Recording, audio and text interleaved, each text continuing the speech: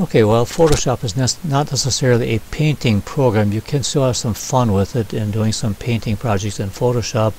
And just doing a real quick demonstration to start a new blank file. And let's just go in my photo sizes here, and let's go a landscape 8 by 10. So we'll come up with something like this to work with. Going to our brush tool, you can start with something very simple, and let's just use a round brush like that.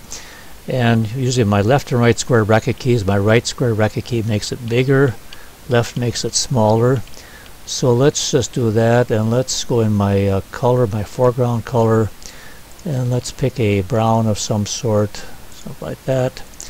And let's start kind of drawing in a tree here. So now, one of the cool things about Photoshop, and even though it's not a painting project, if you set your opacity down like this, you can start doing some shading. So now you're getting a little different shading going on here.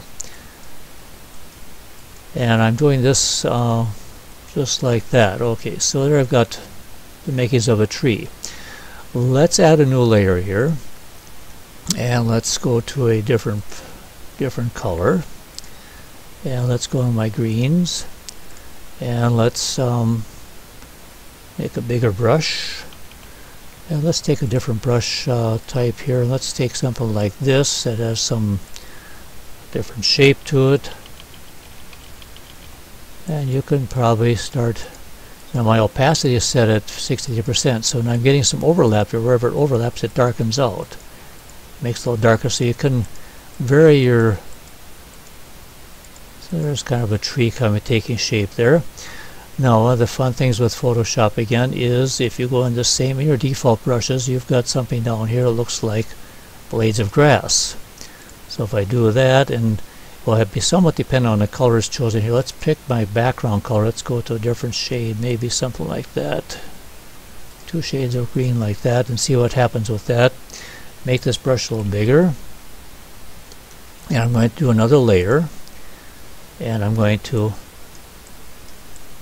start doing something like this. And I'm just holding my brush down, and it's using the 2 colors in my color palette to come up with a whoops. Let's not do that. Combination. So now I've got some grass.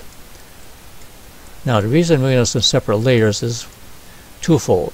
One, this layer's got my grass, so I could label this if I wanted to, but it's got my grass. So if I move my move tool, I can actually move this down and just do something like this. So now the grass is not as prominent. I could move it up, but that doesn't look real good. But I could move it down, and actually looks a little better that way.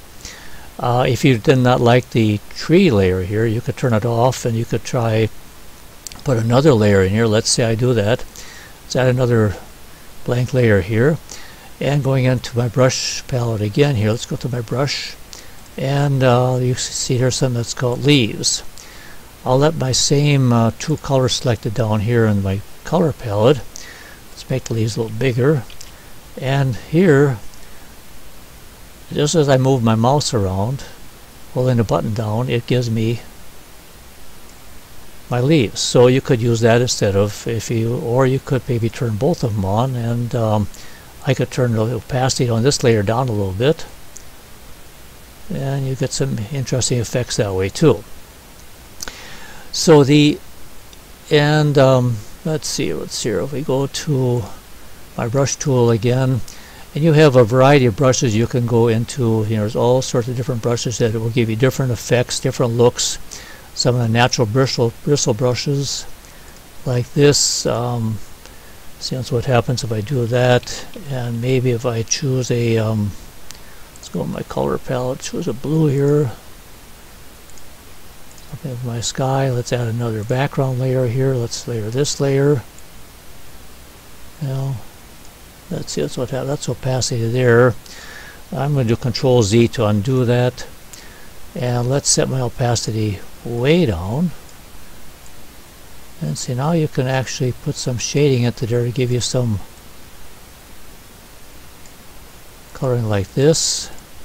Doing some swipes to there, getting some different things, and you can actually get a cloud effect, something to that effect.